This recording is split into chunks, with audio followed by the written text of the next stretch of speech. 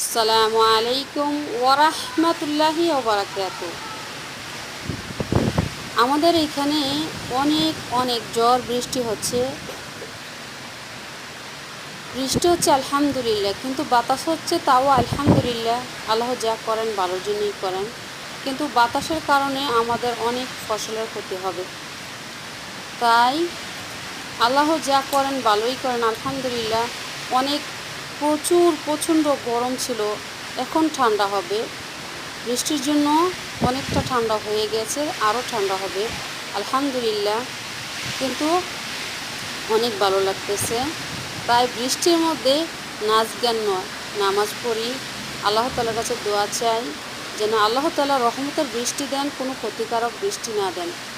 এই বৃষ্টির কারণে যেরকম আমাদের উপকার, এরকম আবার ক্ষতিও রয়েছে। তাই কেউ নাচ গান না করে, গান না বাজিয়ে দোয়া চাইব, আল্লাহ তাআলার কাছে দোয়া করব। বৃষ্টির সময় দোয়া করলে কিন্তু কবুল হয়। কারো মনে কোনো আশা থাকলে পূর্ণভাবে দোয়া করলে আমরা দোয়া